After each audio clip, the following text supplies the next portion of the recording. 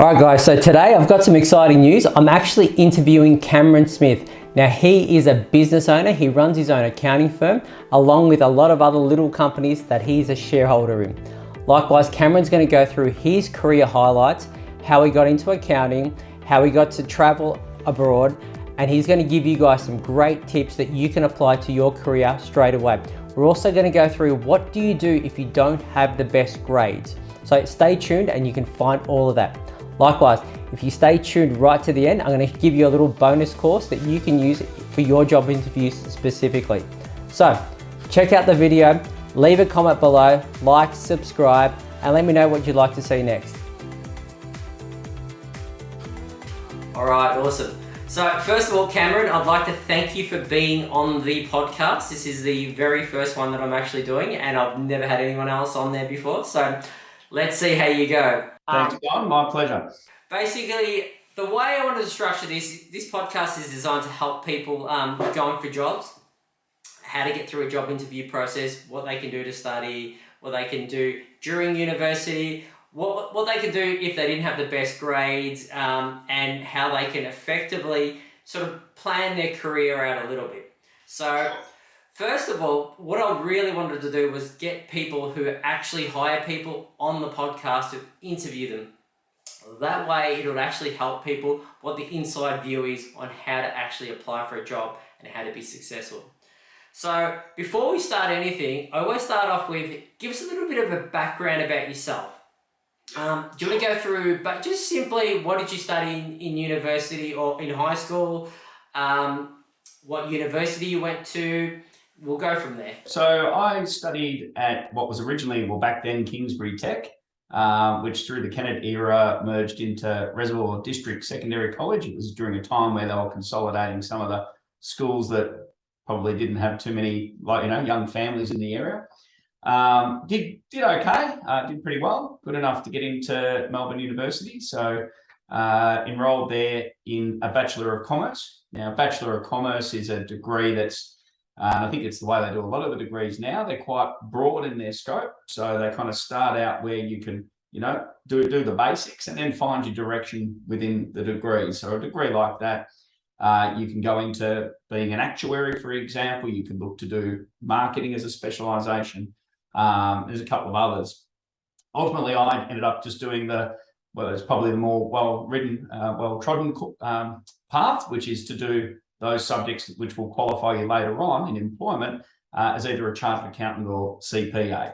The two main, distinctions for practicing accountants. So that's usually considered to be doing an accounting major, in that parlance. And so then, I graduated from the University of Melbourne completed there in 1999 and started employment, second tier accounting firm in the city in the year 2000 and was part of their graduate intake. Awesome. Now, just back to your education as such, you were saying you didn't get the top grades in high school itself. I did pretty well. So I think I got a 93 or something like that, which, look, for Reservoir District Secondary College was pretty decent.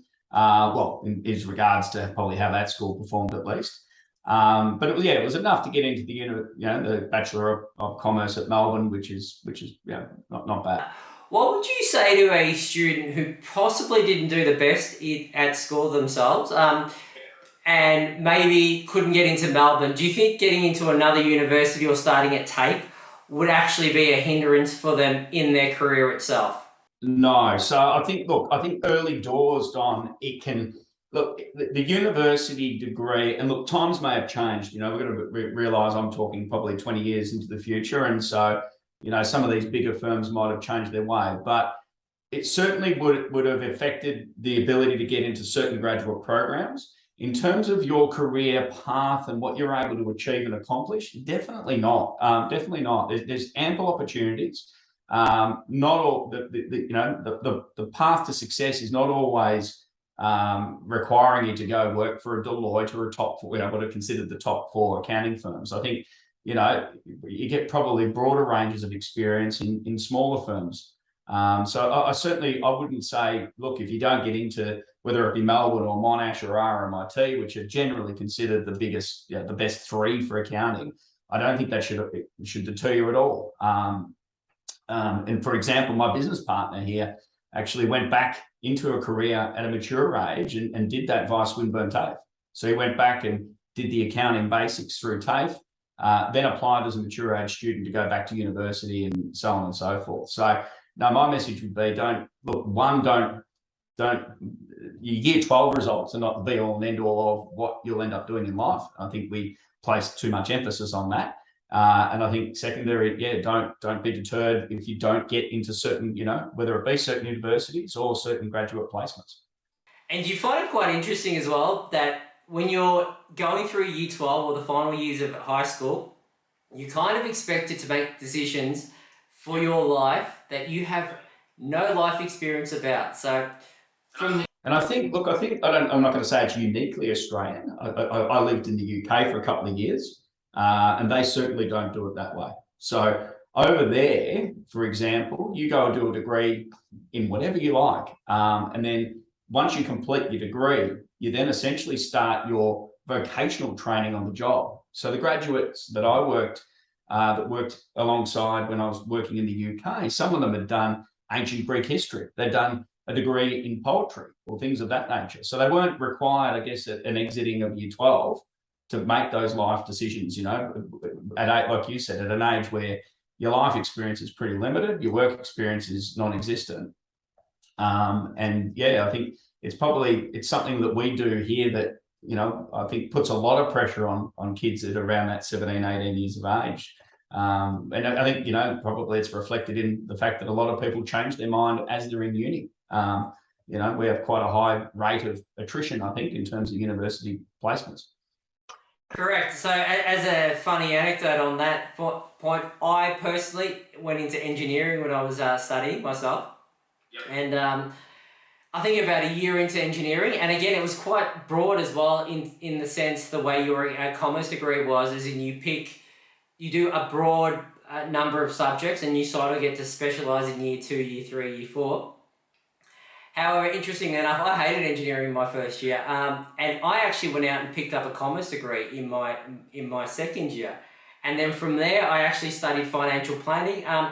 Funny enough, I don't work in engineering or financial planning right now, and I've done okay. So I guess the message Cameron's trying to point out is that even if you pick the wrong thing completely, and I was kind of, no, I wouldn't say completely wrong, but probably about 30, 40 degrees out from where I wanted to be, you can sort of always work your way back into a successful career throughout your life as well. Absolutely. And like I said, my business partner who I started my company with didn't make those decisions until he was in his mid-30s, so it just because you make a few, well, they're not necessarily false steps, that you learn and you get experience from them, but I think it's important to make mistakes, find out what you do like, what you don't like.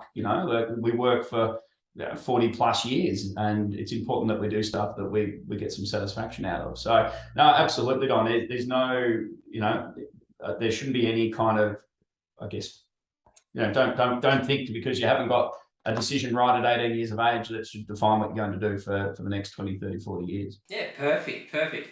Now, if we can just lead on to when you did finally graduate university, even in university, how did you find your grades? Were you the top student in the class? Did you, were you the HD student? Were you more the credit student? Or where would you say you place yourself in? At uni, I was a credit student. I think I was around that mid-70s, your average mark. I certainly wasn't a high distinction. I applied. I was one of those university students that applied themselves as much as they kind of needed to, rather than something to do with the subject matter I was learning as well. Probably a credit student. And look, back in the late 90s, which was when I was applying for jobs, it was probably than what it is these days. That I was applying for graduate intakes where firms were taking 5, 10, 15 people, and it wouldn't be uncommon for them to have 200-300 applicants for those positions. Right. So it was probably a little bit of a different time than what we've had, compared to the last 10, 15 years. But I probably applied for 25 positions, and that led to 10 interviews, I think, if I was to recall correctly, and then that might have led to, I think, 3 or 4 second interviews. So, that's that's how things work. It certainly isn't, and I think the point you're highlighting is it's not necessarily a simple process. However, if you're persistent and you stick at it, don't be disheartened if you apply for 10 jobs and you get 10 rejection letters. Definitely not. No, definitely not. And, particularly when you look at the numbers on some of these, particularly looking at graduate programs and some of the more popular graduate programs, you are up against a lot of people. And, that's just going to be, the way it pans out in a lot of cases. Perfect. Now, on that, so eventually you applied for the roles, 20, 25 roles, you got through a few second round interviews, and again, eventually you landed right in what you call a mid-tier firm. Do you want to just give us a rough indication of what a mid-tier is and the difference between a mid-tier and a tier one firm? So the way the accounting profession talks about the structure of our industry, and this is in relation to what we'd call professional practice, right? So these are firms that provide services to other businesses. You've got what are called your big four firms, which are Deloitte, KPMG, Ernst Young, and Pricewaterhouse. They're considered the big four pillars at the top. And then you've got what are called second tier firms. So Pitcher Partners, Shine, who I worked for. What else is there? PKF, I think, is sometimes referred to there. There's a few, there's probably a dozen that sit as that second tier. So they're considered, big CBD based firms, but not necessarily, they're not of the scale of what are considered the big four. So the firm I worked at these days has about, I think, 300 people work there. So it's, to put it into context of how big that might be. Look, I would never know how many work for Pricewaterhouse. I'd imagine it'd be at least a few thousand. So, it kind of, that's the difference in scale between them. And then underneath your second tier, then you've got your mid tier, and then you go out to your larger suburban and then smaller suburban firms. And did you think going into sort of that second tier firm sort of gave you a bit of a broader range of experience, whereas in a larger firm, you would have been pretty much pigeonholed in what you were kind of doing? Did you think that? So I was really happy in hindsight as to, the decision as to where I was starting at a second tier firm. So I worked in their tax division, and so you weren't pigeonholed into an research and development department or a GST department or a fringe benefits tax department. We worked across all kind of all parts of the tax law.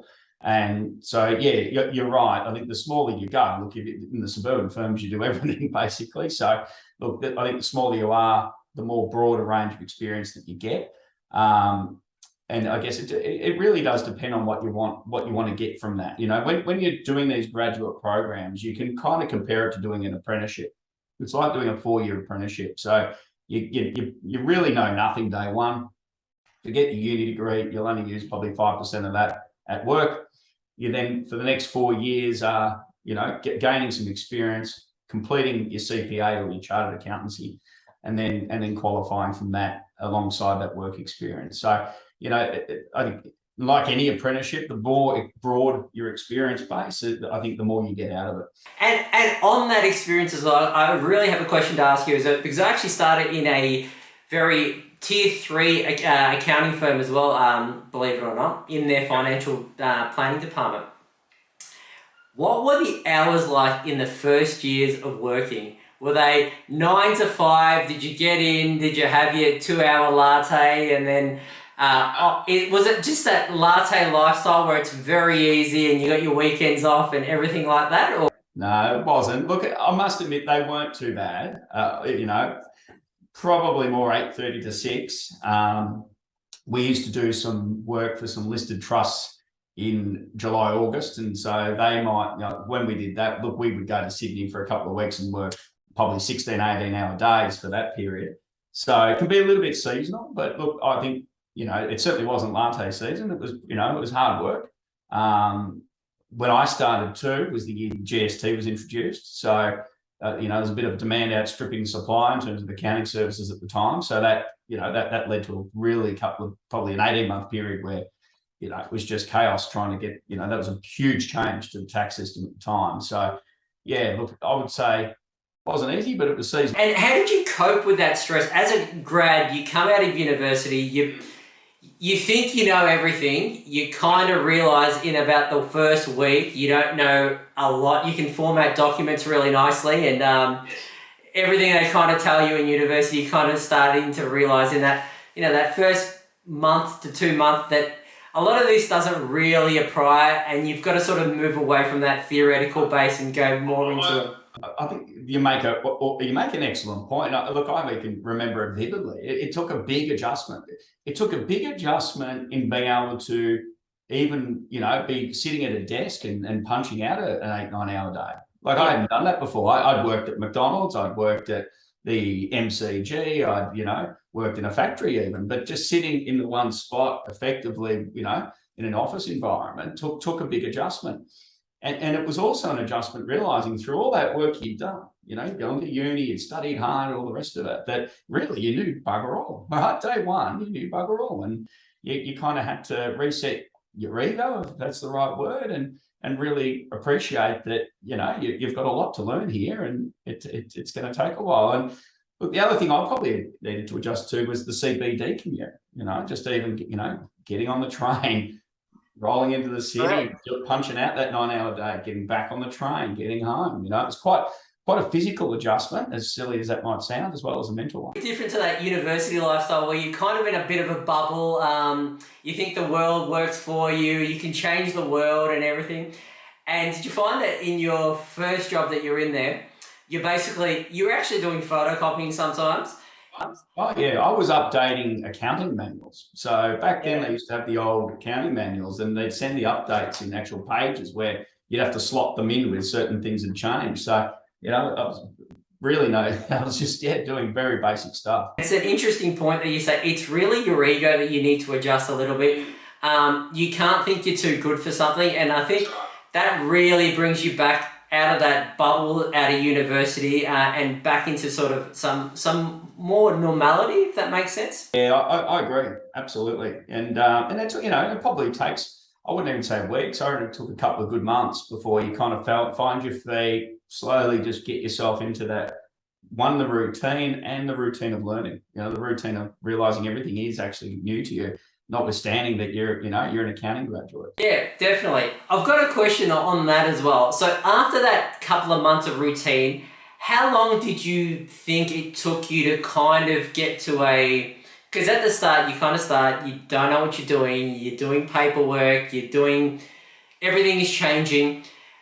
How long did it take you to get into that groove and kind of sort of pick up those skills that you've been told? You're making, did you find that you're making a lot of mistakes at the start? A lot of mistakes, and frustratingly so, even with, basic accounting, which, you should probably know. Look, I would say probably took a good 9 months to find your feet, and to get a knowledge base that was useful, really. And I think firms, that's the way it works. They really expect that it's really 18 months to 2 years before you're income generating in the sense that's productive to the firm, because, and that's the way the firms work. They invest in that training. They realize there's that sharp learning curve before there's a productivity that yields a benefit to them. I would say 9 months. So during that time, and it was, like I said, the year the GST came in, and we were very focused on that. So we did a hell of a lot of work purely on GST. So there was a bit of a focus, which probably helped, because that, getting across the new legislation in that area was really the main thing that we did for that first 12 months. The GST came in on the 1st of July 2000, and I started in February of that year. And just on that, so what advice would you give to anyone watching this right now, and they're 2 months into their grad position, and you know what that's like, I know what that's like, and they're thinking, I'm just not going to get this. Like, it's not going to make sense. This is not what I wanted to do. I didn't want to be photocopying. I didn't want to be doing this. I didn't want to be ticking through things. What advice would you give to that grad that's sitting there freaking out like you and I were?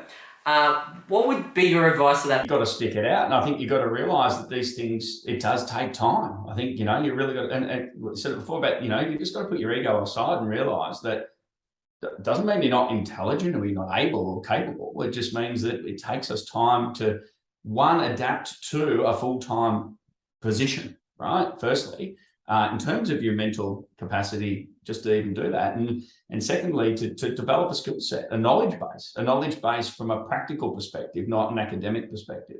Yeah. And I think, trying to think that's all going to happen in a couple of months isn't realistic. And to stick at it, I think, and that's, look, I see that with clients, in a broad range of industries, whether it's graduate roles in accounting, but even apprenticeships, like stick with it. It takes time. There's a reason why it takes 4 years to be a carpenter. It's the same with accounting. It takes 4 years to be of any, a useful accountant. For me personally, I struggled for the first, probably it took me probably about 3.5 years to kind of get my skill base to a level where I actually thought it was quite good. And in those first couple of years, for me personally, I'm not really producing anything worthwhile. I'm kind of being trained, it is a bit of a baptism of fire during that period of time. Absolutely. So, yeah, definitely. Now, from that experience and having that sort of grit to push through all of that, how long were you in that first role that you're in straight out of university? How long? I did. So I worked there for 4 years, which is pretty typical in those environments. After 4 years, I was intent on working overseas for a period of time. So they kindly got me a position over in their UK office. So I transferred to the UK office from 2004 to 2006. So I did 2 years there. And then when I got back from the UK is when I went out on my own as my own kind of practicing accountant. So can we just pad that out a little bit, that experience that you had? So your firm was obviously a mid-tier firm. It means it's quite global. So for anyone out there that actually wants to, work overseas, would you say, and again, with the visa requirements from Australia and Europe and UK, do you think that is a good avenue for younger people who want to actually work over in Europe for a couple of years? Try and maybe, even if they can't get into the bigger firms at the start, try and get into a bigger firm. The transferring over, so it depends on what area of accounting you're doing. So you go into these bigger firms, and look, the mid-tier ones are structured really with usually 3 areas. So they've got audit, they've got business services, and then they've got tax. Now I was in tax. Now the one thing about tax is it's not really a transferable skill internationally, right? Our tax system is our own, and we don't share it with anyone else. So the reason I kind of needed to do an internal transfer is my skill set probably wouldn't do a whole lot over in the UK, purely because of my specialisation. For those that want to, I guess, intent on exploring that, the area that does transfer quite readily is audit. The audit standards are pretty internationally based. Right. So a lot of accountants that go into a graduate program who really want to move and live overseas, whether it's permanently or for a period, will tend to tread that path. Business service is similar. Look, those skill sets transfer to corporate environments, and a lot take them over to the UK and work for other companies. So I guess me needing to transfer was probably due to my tax specialisation, whereas other accountants didn't really need, you can just quit your job, get on a plane and go get another job over there. That raises a very interesting point, actually. So even if you don't get into a tier 1 or tier 2, or you get into a smaller firm, provided you've got a level of experience, you still have those opportunities that you can, maybe it's a bit hard in things like tax and things that are specialised to country specific, but you can still effectively, like you were saying, just quit your job, get on a plane, go overseas, and actually find that new position for a company. And look, depending on economically, things can have booms and busts, but certainly it's usually quite reasonably easy to do that, particularly with the UK. Yeah, definitely. Yeah. So how did you find that experience? Just working abroad, do you think that helped you in terms of adjusting? You leave Australia, you go to a new country, it's, you don't know anyone. No. Well, in the UK you do, because half of the Australians are over there. That's a very valid point. Look, I really enjoyed it. I thought it was good both professionally and personally, in terms of growing both aspects of your life.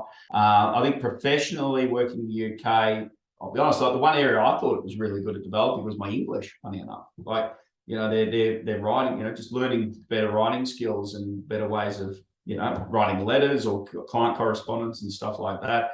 I learned a little bit about their tax system, but that knowledge is probably redundant now coming back. But I felt it did broaden my experience. It broadened my experience on workplaces abroad too. The different dynamics that exist, the different structures that they have there, and I'd certainly recommend it. And it's one of those things, as a personal thing that you can only kind of do before life gets real. Once you got the attachments of whether it be family or mortgages, these decisions become a lot bigger and a lot harder. Certainly, they impact more than just yourself. So, when I was 25, that was, a time where none of that, I could make a selfish decision or a self-centered decision to do something like that. Yeah, definitely. And one of the things I always tell when I meet younger people or, people in university or anything like that, try and get a little bit of life experience as well, because you kind of realize just how big the world really is. I didn't get that concept in my head until I started traveling myself. So that ability to go overseas, kind of realize that not everyone speaks English, people from different backgrounds. Believe it or not, unlike Melbourne, the weather doesn't change, 4 times in a day. Sometimes it's just a season. Just those sort of things I found very eye-opening as well. And I find as well that when, again, interviewing people, meeting people, those people that have got that overseas experience, they're a lot more engaging, they're a lot more broad, they're a lot more easy to assimilate with, especially if they're client-facing or something like that. They just seem to have they're a bit more robust in the way that they can do things, but they can also do something which I find very important, is they can get the commercial side and the sort of the analytical side together a bit, where they've had all those experiences and they've sort of had to mesh all that stuff together. Yeah, I certainly recommend it. Look, it's not necessarily for everyone. Not everyone's got, the ability to make that decision. But I certainly found it. And look, I was only there for 2 years. I've certainly got colleagues and friends that went there for quite a lot longer. And, I don't think anyone that's done it regrets doing it. I think I'd certainly recommend it if you can. Definitely. So just to summarise a little bit about how you've done it, you did quite well in university, in high school. You got into a very good, prestigious university. Even if you don't, there are still massive opportunities for you. You got the ability to go overseas, work for a few years. So you've got a few years under your belt now. So 4 years. How long were you in the UK for? 4 in Melbourne. I was working 4 years in Melbourne and 2 years in the UK. So you got 6 years experience under your belt. You're not green anymore. You're kind of in that intermediate stage. So you come back to Melbourne and then bang, you start your own company. Yeah, so I guess the roots for that started before I left for the UK. So I'd kind of made a commitment at that point to I guess give it a crack, or give going out my own a go with my business partner. He fully appreciated my plans to be in the UK for a couple of years. So we did start in 2004. Really, look, we had literally a 4-line advert in, the local leader newspapers, which don't even exist anymore. We're going house to house at night with a briefcase, basically. And so, look, that continued whilst I was away. Tony, my business partner, continued with that. And by the time I came back, we'd had just enough work coming in to open a basic office in the northern suburbs of Melbourne, in Thomastown. And so, and at that stage too, I didn't really have a lot of financial commitments. I just got back from the UK, brought a bit of money back with me. And so I was able to basically live off minimum wage and build the business up.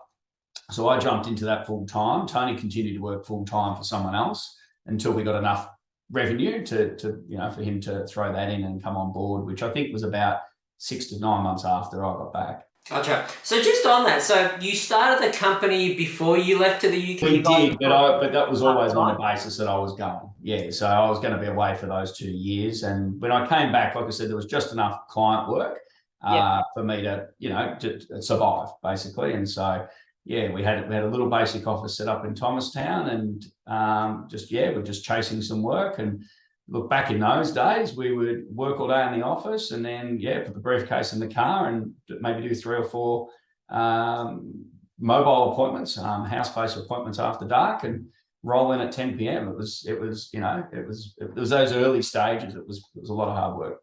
And this is one of the things I just want to highlight to everyone who buys one of those Tony Robbins courses or one of those get rich quick schemes who want to start a business. You don't start off with $1 million a year, right? And this is a critical thing. You had 6 years experience. You went overseas. You came back. You effectively you had some work in the pipeline, but you effectively were earning minimum wage and you were working 10-hour days. Easily, probably more than 10-hour days and weekends. But that's that's the way we needed to do it, right? So there's two ways you can go out on your own. You can go buy a business, buy yourself a job, or you build one. And I didn't have the money to buy one, so I had to build one, right? So there was no other way other than really it was a case of, as long as there were no ethical reasons not to take all comers to do, really we were just doing everything we could get our hands on, any work we could get through the door, and trying to build our client base from the ground up. We didn't have any staff, so there was no one to give the work to. So to all these entrepreneurs out there that want to start their own business and they want to, start Apple in a week and become billionaires, you were effectively, is it safe to say that you were the CEO of the company and you were also the cleaner of the office? Is that correct? Exactly right. Yeah. That's one thing I know a lot of people that want to start their own businesses and do this.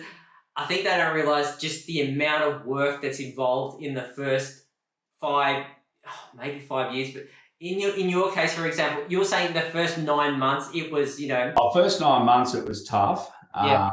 And look, we probably had a couple of cash flow crunches, within the first 3 years. It wasn't until 2009 that, that things started to get to the point where I think at that point, had 2 accountants on board, some reception staff. Like we got to the point where we had a bit of structure. We weren't just chasing our tail around. We had a bit of a genuine firm structure, and some, our processes were starting to mature and things were starting to progress. To get to that point, I've got a question. So that wasn't obviously 9 months. That was sort of kind of when... About 3 years. Yeah. It's about 3 years, exactly. So that was 3 years of effectively just grinding out the work, just every day. Does it ever feel like, why am I doing this? Could I go back into industry, earn 200 grand a year? Yeah. Look, what appealed to me was being able to look. I could see the light at the end of the tunnel. I did feel that. You had some bloody hard days and some rough days, but I liked the ability to control my own day in life. Moving away from that structure of that rat race into the CBD and back that I described before. So that to me was appealing. At the time, the fact I was working for less than what I could in town didn't really bother me. It didn't matter to, I didn't have those, I didn't have $1 million mortgage. I didn't have kids. I didn't have things I needed to worry about. So I had the time to build this. And look, there's some tough times, no doubt, but I didn't feel that it was for no avail. I felt, and we were always, you'd always look at the figures, each year you're building and you could see things getting somewhere. That's an interesting point. So the fact that you wanted so sort of deeply to kind of run your own ship and everything, what gave you the motivation or the habit to sort of push you through that? And this is one of the points I'd like to get through to people. If you're running a business just purely to make money, do you think that would be enough motivation to get them through? Look, perhaps. I think you've got to. I think, but to make, if you've got to be holistic in your thought processes too, right? Like I see businesses that if you focus too much on the profit outcome and not on working on your business, that old phrase. Correct. Then you can hold yourself back, right? It's so I think there's various times where I've made decisions to invest in the business to the detriment of profit for longer term outcomes, and I think that's you can't be always just short term profit minded, or you'll end up in the old mice on the treadmill, or just going around in circles. You've got to look at, well, where do you want to get to, and that could mean taking a haircut along the way in order to make the investments to get there. But it's definitely not what I would try to highlight to people. It's not a painless process. It is definitely It's a process, and look, it's at the end of the day, it's risky, right? Yeah. Everything falls on you. If mistakes are made, and look, different businesses have different risk profiles, but if I give the wrong tax advice and the ATO pings someone for a six-figure sum, then that's my problem to deal with. Whereas as an employee, you can put the folder under your arm and go home at 6 p.m. So Correct. yeah, there's benefits and costs and risks, and I think, look, I'm certainly, I have no regrets, but I think the message is that, look, there's a lot that comes with it. And this is just one of the things I'd like to highlight to people, that yes, running your own ship's great. I personally work full time and I run my own business. However, eventually at some point in time, I do want to run my own ship. But just quitting your job and just going straight into it where you've got commitments and things like that may not necessarily be ideal for everyone. But for younger people, or not younger people as such, people with less commitment, you might want to take a bit more of a risk approach and be willing to put in the hours. Because eventually, if you do change and adapt your processes, it will come through. Yeah, and I think, look, my message would be, when you're in your 20s in particular, if you've got the ability to make decisions without the commitments attached, that's the time to use that time, use it wisely, because it doesn't last. It's a lot harder to throw your job in because once you're self-employed, your income isn't fixed. My clients stop paying me tomorrow, I don't get paid. It's as simple as that. So it's a lot harder to do that when you've got a monthly mortgage commitment, when you've got school fees or whatever the commitment might be. Even look at the people like Elon Musk. I think he slept in his office while he was doing so. All those things, they do come at a cost, but it, like you said, in your 20s is probably a great time to take that risk. Even if you're not in your 20s, to people, look, it's okay to take risks. I'm not trying to. You just might have to have a little bit more planning. That's all. Correct, and that's the thing. That's a critical thing, I think, about the plan. Well, thank you for all that kind of insight. Now, I want to just get into a little bit more of your small business as itself.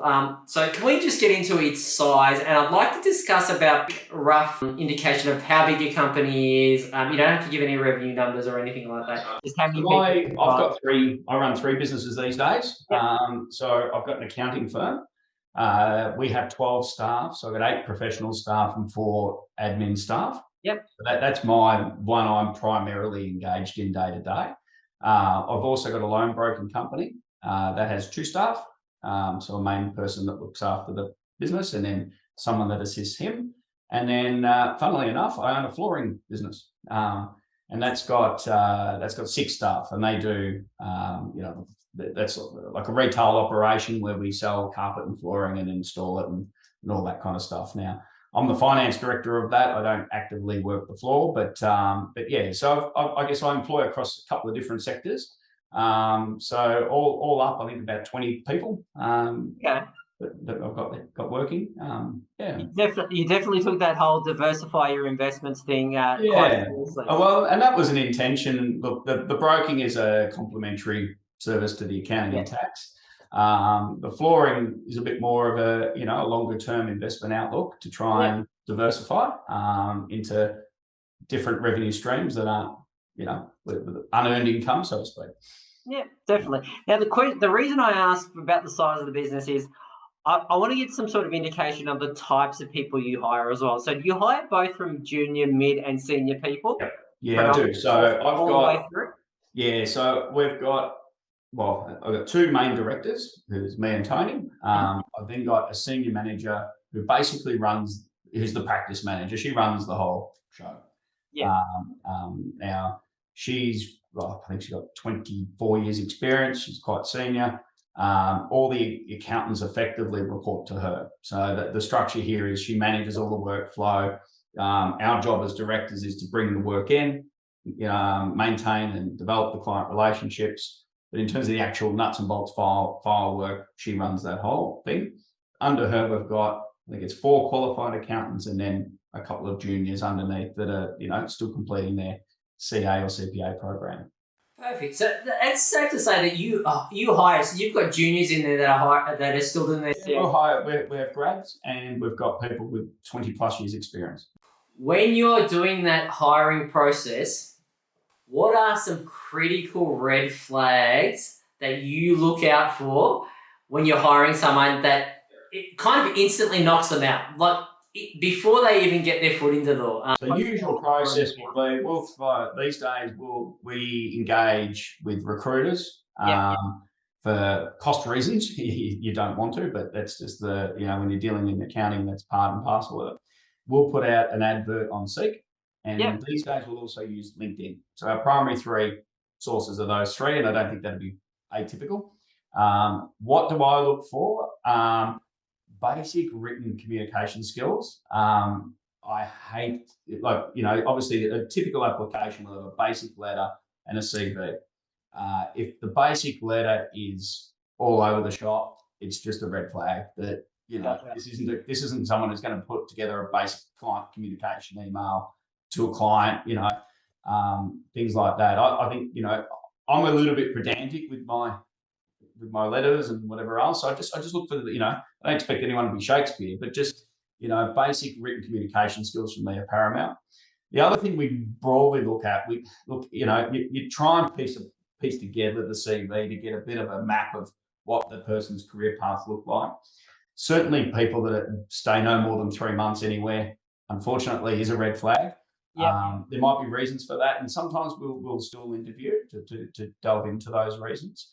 But if you've had someone that's had 10 jobs in 3 years, that's something that will tend to go, gee, particularly if you're engaging someone through a recruiter, you ask, why is that? That's interesting because I've been through that recruitment process quite thoroughly myself, and that gets flagged. So I went through a period for personally about 4 years where I was doing some contracting work. And my CV looks 10 months, 10 months, 10 months, 10 months. Yeah. I'll just say in relation to that, just make it clear their contract roles clear, because there's nothing wrong with that. And, quite commonly, we talked before about the UK. It wouldn't be uncommon for people to go to the UK, just do 3-month contract work for 2 years. Right? Yeah, nothing wrong with that. That's the nature of why you're over there. I'd just say if you're doing your CV, just make it clear that that's what it is. Reason for leaving, I think, would even put there, contract role, fixed term contract. Yeah, perfect. So, okay. So I've come across your ad on Seek right now. So just finished my CV. I gave you a beautiful, poetry letter, and my CV looks amazing. So I'm in the room with you right now. So we're sitting there right now. What would be some deal breakers the instant I walk into, things that you see in the interview room that just kind of, you read the page and like, okay, well, this person isn't what I expected them to be, if that makes sense? Well, I think you want basic presentation, right? Yep. Just basic presentation. Or you want to be able to, with all respect, you want someone that's, clean and showered and, Absolutely. These days, suit and tie, not necessarily. I think that's changed a little bit, but just reasonable presentation. I think, look, one of the things I look for, I don't do all the interviews here. I usually will do the second interview more often than not. But, I'll be looking at someone that's trying to balance what's in it for them, what's in it for us. So I like people that ask about their own position, as in, but not just salary either, but in terms of career development, career progression, training opportunities within the firm and things like that. So that's all good, but not if that's 90% of the interview, if that makes sense. I think if it's a bit of, what about me, what about me, what about me, what about me, you kind of go, hang on, is this candidate going to be difficult or, problematic? But I guess that's a balancing act. You do want to see people that are both assertive and keen in their development as well, but looking for someone that's got a balance of that. I don't know if I'm phrasing that right, but that's something to look at. You certainly want someone that's going to, that shows you that they're keen in their career. So where it's not just a job, so it's something that they're wanting to apply and develop their skill sets. It's something that really appeals to me, that someone that wants to advance their knowledge, not just work a job. So particularly in the professional roles I'm talking about now. So people, Yeah, in the definitely. accounting side. Yeah. So basically, you want someone who's to, if I was to summarize that a little bit, someone to come in, they're very keen in the role, specifically where they can see themselves in your firm is one aspect of it. Not necessarily talking about the salary every 5 seconds. Oh, do I get this benefit? Do I get that benefit? But also how they can add value to your business. And is there anything that's ever you've been in that interview and you got this guy or girl is just on it? Like, was there anyone who's just a real spark you thought, I've got to hire this person straight away? And what, if there was, what would that be? I think the one, like I said, the times that I've got excited as an employer are those that are wanting, their focus is on what they can do to build their knowledge. Yeah. Right. So do you guys look after this? If I was here, do you reckon I could, be involved in that area of tax or that kind of work? We do a bit of property developer stuff, can I learn in that area? So people that are enthusiastic about just building their knowledge and wanting to do more than just, work, develop their career essentially. Now, look, I really appreciate your time on this. You've given anyone who watches this some great insight about what, as an employer, you're looking for, things to absolutely critically avoid. The other thing too is you've given sort of a career history about yourself, and just some context around what happens if you're not the best student, what happens if you don't get into the top universities. There are still avenues to grow your career. And without a doubt, yeah. And I think that's an important message I'd certainly give is, don't focus on year 12. Don't focus on even, your degree that you're doing. Look, there's plenty of opportunities out there to change direction and reset and do something that you're going to find satisfying for the long term. Now, I've got 3 last questions to ask you. So the first thing is, how were you in job interviews? Were you always confident, or were you kind of nervous before them? Look, I was nervous. It took me a good half a dozen. So I said before, I applied for, my best memory serves, 25, 30 jobs. Yeah. And I would have got a dozen interviews. And back in those days, they'd probably still do it. They'd do group interviews where they'd be watching you do a group assignment and all this stuff. And I certainly wasn't confident. It took time time and experience. You learn that you start to get asked the same types of questions. And so you go away and you can start to frame in your mind, well, how am I going to answer that next time?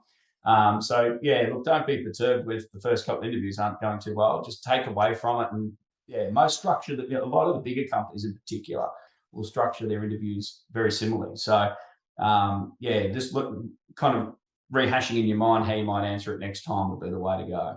Okay, that's brilliant insight, because that's one thing that I did myself at the start of my career as well. Towards the end, I think I was getting really good at job interviews, but at the start, I didn't know what to expect. I've got a question for you. Did you research the companies before you went there? Do you think they... Yeah, look, absolutely I did. And even that was back in 1999. So it wasn't like now where everything's on Google. Right. Take the time, go on the website, find out, look, if they've got any industry specializations, if, the size and scale of the business that you're going with. A lot of these days will have mission statements and, all that kind of stuff. I'm not saying you necessarily need to buy into that, but you've got to be aware of it, I think. And I think it's impressive if you've taken the time to do that. Yeah, and one thing I always find as well, look at awards they've won, look at things like, where if they've done a big deal or something, those sort of things I always find in the interview room just make you stand out. Absolutely. Yeah. My second question is, what do you advise job seekers right now? If I'm a job seeker right now, what would your advice be for me right now? Oh, look, I think right now it's a very hot market, right? So I think job seekers are in a position to be, which is a good thing, to be relatively choosy about where they want to work. I think take the time, make a good decision. We talked before that, you don't want to be hopping every 3 months. So, do a few interviews, find a business that's going to be a good fit for you for a good 2 or 3 years. Not forever, but for at least a period of time. So I think, just realize where the market's at, and make a decision that's in their best interest. And and make sure they do the research too on salary expectations, because certainly they have moved in the last 6 to 9 months, and research that as well. If you are nervous before an interview, did you have any sort of things that you did before it? I used to actually park my car a little bit further away and walk. I used to do that. Go for a walk, clear the head. Yeah, I used to get. Look, one thing I would always say is I'm never late for anything. That's just something with me. And so I'd always get to somewhere early, take the opportunity to go for a walk and clear the head. And before I went in, yeah, I did the same thing. Perfect. So a little bit of physical exercise, not so you sweat, but something like that. I used to do that all the time as well. Now I've got my very last question to ask you. So I always ask people this. So how many years did it take you to become an overnight success? That's an oxymoron, isn't it? Overnight 10 years and over. Because everyone thinks everything comes. It depends on how you define successful. If you're defining it in terms of when was I better off than if I was just working in town, probably 6 years. Right. Yeah, it took that long. But how long did it take for me to feel like things, were going well? That was probably 3 years. That was at 06 to 09 where I felt like things, I had that structure, I had staff, I had, I had a genuine business around me that was able to, produce a decent lifestyle. So probably, 3 to 6 years there is how long it took to get where I wanted things to be. But you look, one thing about being in business, you never sit still. Like, correct. Every year you kind of take stock and look to do things better and different the year after. Like, that's part and parcel with it. So it's never, all right, I'm here and now we're just sitting here. We're always looking to do, to take the next step and do things a little bit better. I guess the key message of that is nothing happens overnight. It takes many years to do things. So don't just go and buy a Tony Robbins course and expect to be a multimillionaire on Thursday. No, it doesn't work that way, unfortunately. So I think that's a good note to wrap up this interview. Cameron, I really thank you for your time. I really appreciate this. You didn't have to do this. This is something you've done out of the kindness of your own heart. No, my pleasure. No, it was good talking with you, and I hopefully some of that was useful. That was a benefit to someone. Absolutely, and I hope someone can see this and understand that. Look, there's a process around to doing what you want to do in life. It's not always easy. It takes time. There's a bit of grit involved and all that sort of stuff. Before you go, do you want to tell people how they could get in touch with you with your accounting service? My firm is TTS and Associates. We're on Mount Alexander Road in Travancore or Ascot Vale. So if anyone wants to reach out, just give us a Google. And what services do you provide?